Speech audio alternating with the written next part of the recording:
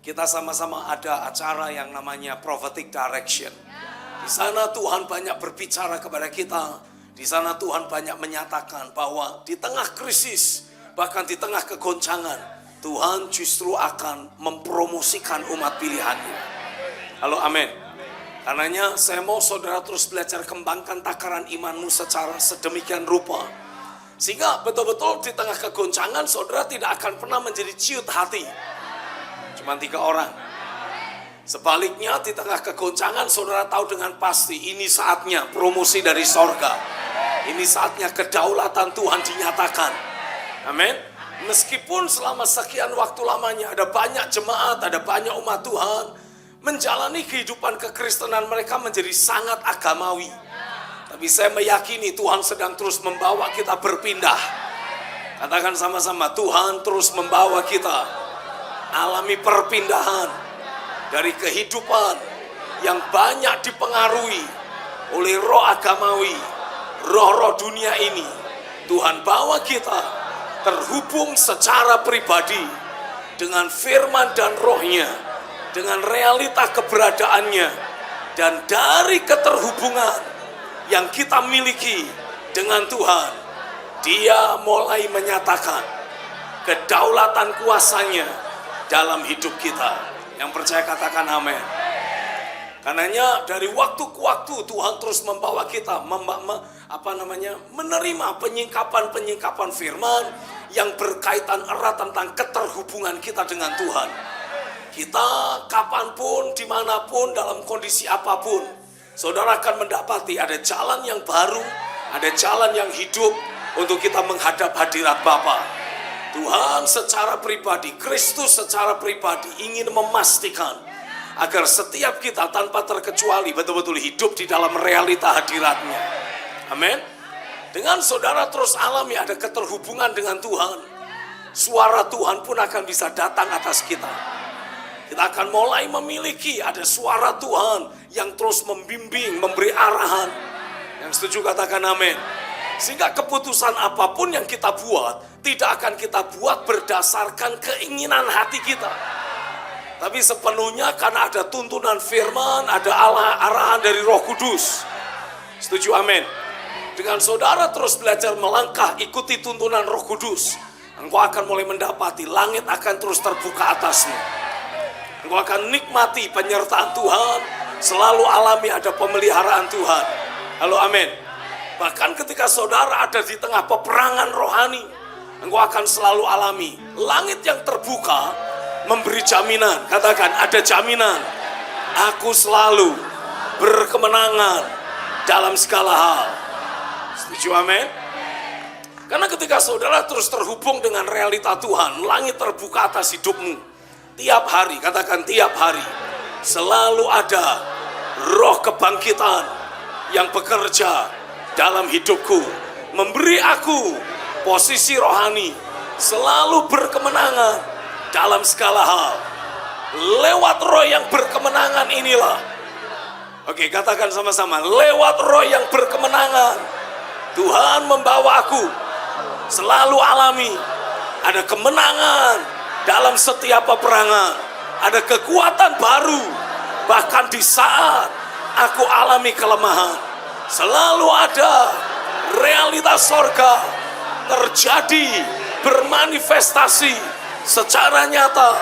Bahkan di saat aku merasa sendirian, karena Tuhan tidak pernah meninggalkan aku sendirian. Terjadilah di dalam nama Yesus. Hari ini aku berdoa biarlah setiap kami tanpa terkecuali akan terus alami ada realitas sorga, ada realita hadirat Tuhan yang dicurahkan, yang mencengkeram, menguasai kehidupan keberadaan kami. Biarlah kesadaran akan realita Tuhan terus ditumbuhkan dalam hidupmu, semakin bertumbuh secara nyata. Terjadilah di dalam nama Yesus. Yang percaya katakan amin. Biarlah dari hari ke hari saudara terus alami realita Tuhan semakin bertambah nyata. Tapi ini yang saya mau tegaskan buat setiap kita. Ketika Tuhan membawa kita berpindah Dari kehidupan yang sifatnya manusiawi, agamawi, Tuhan bawa kita mulai menikmati kehidupan sehari-hari yang diselimuti realita hadirat Tuhan. Saya mau saudara sadari, dibutuhkan perlakuan khusus untuk kita berinteraksi lebih lanjut dengan realita hadirat Tuhan. Oh come on, katakan amin. Selama sekian waktu lamanya ada banyak orang-orang percaya tanpa mereka sadari. Mereka bersikap, pakai tanda kutip ya, sembrono. Ketika realita hadirat Tuhan ada dan dinyatakan. Coba saya mengajak untuk kita bisa membuka Alkitab kita dalam kitab 2 Samuel pasal yang ke-6. Biarlah perikop ini, satu pasal ini akan menjadi pelajaran yang penting bagi setiap kita.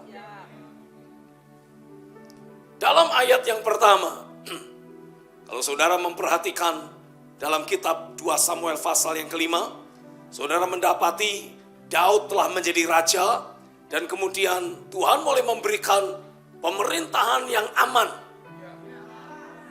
Dan saat itulah Daud punya niat untuk membawa tabut perjanjian masuk kembali ke Yerusalem. Tabut perjanjian adalah gambaran dari realita hadirat Tuhan yang harus selalu ada di tengah umatnya. Setuju amin. Nah, dalam ayat yang pertama dituliskan di sana, Daud mengumpulkan pula semua orang pilihan di antara orang Israel, 30.000 orang banyaknya. Kemudian bersiaplah Daud, lalu berjalan dari Baale Yehuda dengan seluruh rakyat yang menyertainya untuk mengangkut dari sana tabut Allah yang disebut dengan nama Tuhan semesta alam yang bertahta di atas kerubim. Mereka menaikkan tabut Allah itu ke dalam kereta yang baru setelah mengangkatnya dari rumah Abinadab yang di atas bukit. Lalu Uza dan Ahio, anak-anak Abinadab, mengantarkan kereta itu. Uza berjalan di samping tabut Allah itu, sedang Ahio berjalan di depan tabut itu. Daud dan seluruh kaum Israel menari-nari di hadapan Tuhan dengan sekuat tenaga, diiringi nyanyian, kecapi, gambus, rebana, kelentung, dan ceracap. Ketika mereka sampai ke tempat pengirikan Nakhon, maka Uza mengulurkan tangannya kepada tabut Allah itu, lalu memegangnya, karena lembu-lembu itu tergelincir. Maka bangkitlah murka Tuhan terhadap Uza, lalu Allah membunuh dia di sana karena keteledorannya itu. Ia mati di sana dekat tabut Allah itu. Perhatikan baik-baik. Saya meyakini bahwa sekali lagi gereja Tuhan akan dibawa untuk berinteraksi dengan realita kehadiran Tuhan seperti yang belum pernah terjadi selama ini. Yang setuju katakan amin. Saya percaya di masa-masa ke depan, dalam waktu yang tidak terlalu lama lagi, saudara akan mulai mendapati realita hadirat Tuhan akan dicurahkan dengan cara yang dahsyat. Tapi untuk itu sekali lagi dibutuhkan tindakan Tuhan membersihkan hidup kita. Mungkin saya mengajak untuk kita membatasi dulu kitab 2 Samuel pasal 6. Saya mengajak untuk saudara melihat nubuatan yang ditulis dalam Yesaya pasal yang keempat. Saya meyakini inilah yang Tuhan akan lakukan. Di tengah-tengah kita, dalam hidup kita, ini yang Tuhan akan perbuat. Yesaya pasal yang keempat, saya mengajak untuk saudara melihat mulai dari ayat yang keempat. Oke, ketemu semua? Ayat yang keempat, apabila Tuhan telah membersihkan kekotoran putri Sion dan menghapuskan segala noda darah Yerusalem dari tengah-tengahnya dengan roh yang mengadili dan yang membakar, maka Tuhan akan menjadikan di atas seluruh wilayah Gunung Sion dan di atas setiap pertemuan yang diadakan di situ segumpal awan pada waktu siang dan segumpal asap serta sinar api yang menyala-nyala pada waktu malam. Sebab di atas semuanya itu akan ada kemuliaan Tuhan sebagai tudung dan sebagai pondok tempat bernaung pada waktu siang terhadap panas terik dan sebagai perlindungan dan persembunyian terhadap angin ribut dan hujan. Saya percaya inilah yang hari-hari ini sedang terus Tuhan kerjakan di tengah gerejanya. Akan ada beberapa gereja, ada beberapa kumpulan orang percaya yang langsung akan mengalami bagaimana Tuhan akan bekerja dan membersihkan hidup kita. Katakan, Tuhan membersihkan kehidupan kita dari segala kekotoran, dari segala pencemaran, dengan roh yang mengadili dan yang membakar. Yang setuju katakan amin. Apa yang dimaksud dengan roh yang mengadili? Kata roh yang mengadili berbicara tentang pekerjaan Roh Kudus yang akan terus membongkar, akan terus menyelidik keberadaan kondisi kehidupan hati kita masing-masing. Cuma 3 orang. Oh come on. Berikan respon untuk semua kita. Berikan respon semua kita. Katakan amin. Biasakan diri saudara untuk tidak kembali terbiasa hanya diam. Oke? Saya mau secara natural. Katakan secara natural. Aku akan terus memberikan responku. Itu adalah nature-ku, sifatku yang baru. Oke?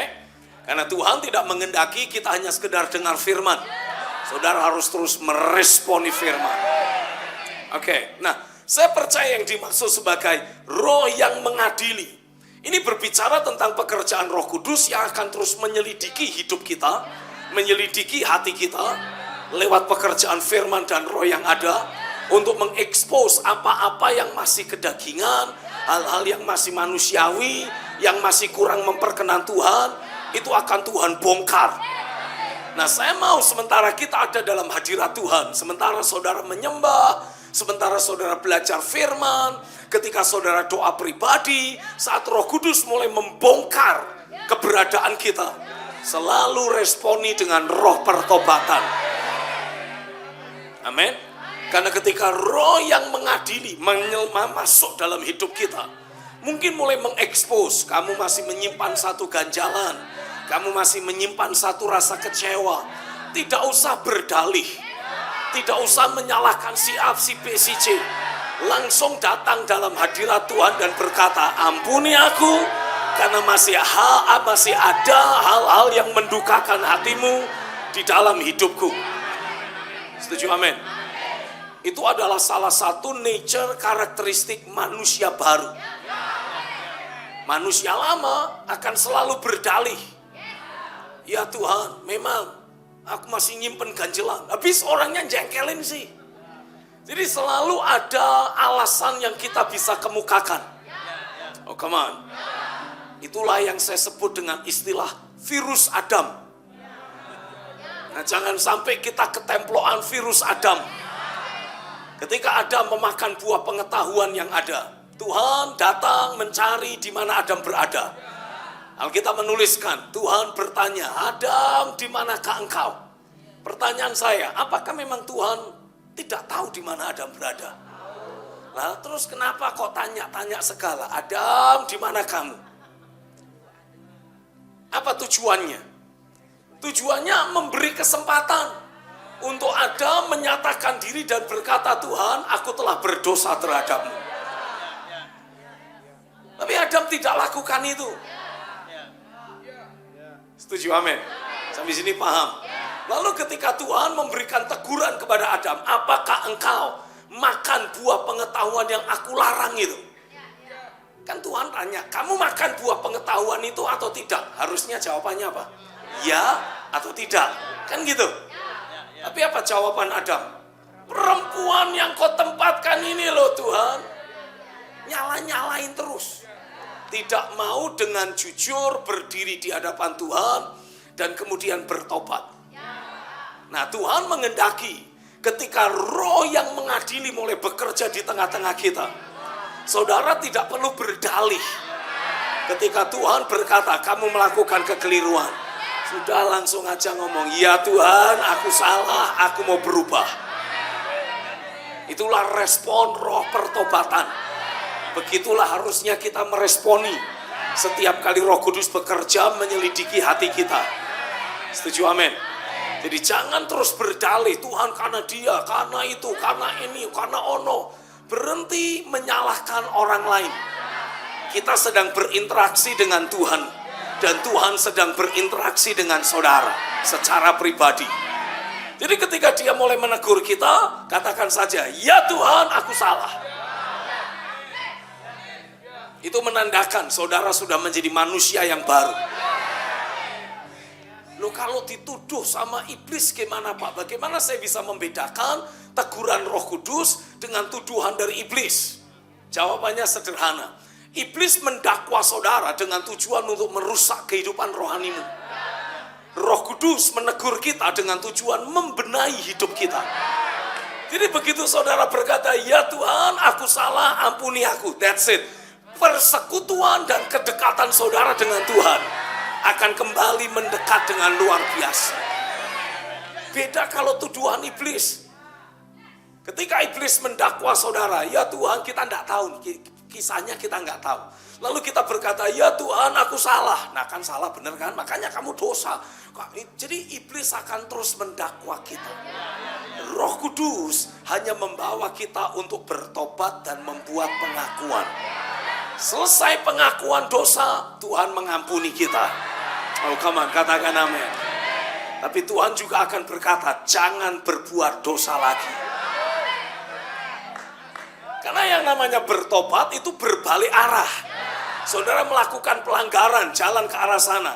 Jangan, kamu keliru. Ya Tuhan, aku salah. Terus balik. Itulah kehidupan yang bertobat. Nah saya berdoa biarlah roh yang bertobat selalu ada dalam hidupmu. Aku minta Roh Kudus terus impartasikan dalam hidup kami. Roh yang lembut, yang mudah dibentuk, yang mudah diajar, yang mau berubah, roh yang bertobat. Sehingga setiap kali ada tuntunan pekerjaan roh, ada arahan yang Tuhan beri, ada teguran yang Roh Kudus lakukan, kami alami ada roh yang mengadili. Kami betul-betul dengan mudah mengambil roh yang bertobat, dan kami ambil tindakan melangkah kembali dalam arahan yang Roh Kudus berikan. Terjadilah di dalam nama Yesus. Amin. Terus jagai, biarkan roh yang mengadili itu selalu kita responi dengan hati yang bertobat, hati yang mau berubah. Karena saat saudara lakukan hal tersebut, engkau akan mendapati kedekatan dengan Tuhan itu akan menjadi semakin intens. Pernahkah saudara mengalami, saudara dibawa masuk dalam worship, nyembah, dan saudara seperti merasa terus dibawa Roh Kudus naik, masuk dalam hadirat Tuhan. Tapi sampai titik tertentu, sepertinya mentok, gak bisa masuk lebih dalam. Pernah alami yang seperti itu?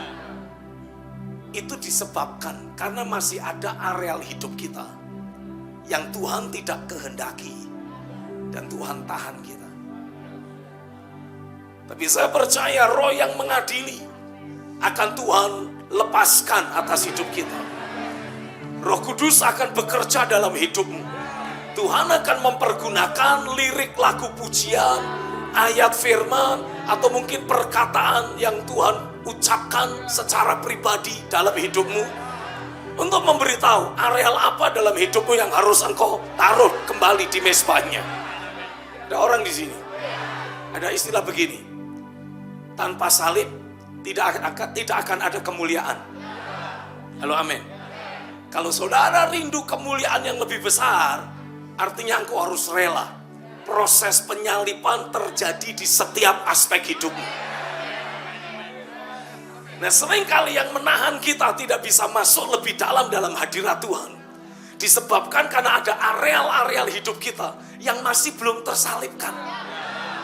Mungkin saudara menganggap, ya itu biasa-biasa saja Pak. Rasanya saya tidak pernah mencuri, tidak pernah membunuh, tidak berzina, tidak selingkuh. Ya tapi gue sering ngomongin orang. Saudara masih punya mulut yang agak loncer. Tahu maksudnya loncer? Pokoknya kalau nggak ngobrolin orang, nggak ngomongin orang, ini rasanya mulut gatel. Pengennya ngomongin orang, dan selalu biasanya yang diomongin hal yang itu dia. Yang sering kali kita perbincangkan selalu justru hal yang negatif. Sementara Alkitab menuliskan kalau engkau ingin mengingat tentang keberadaan seseorang, yang harus diingat apa? Kebaikannya. Kalau saudara ngomongin hal yang buruk, artinya yang diingat yang apa? Yang buruk. Kenapa tidak hal yang baik yang dibicarakan? Karena tidak diingat-ingat. Yang diingat justru hal yang negatif. Mulut kita adalah merupakan apa istilahnya, ekspresi dari apa yang ada dalam hati kita.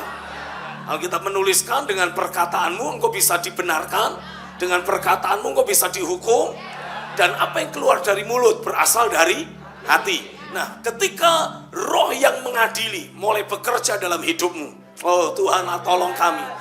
Ya, roh yang mengadili itu terus bekerja kuat dalam hidup kami, membawa kami semakin hari semakin dibenarkan di hadapan hadirat-Mu. Seluruh aspek hidup kami dibenarkan dalam hadirat-Mu.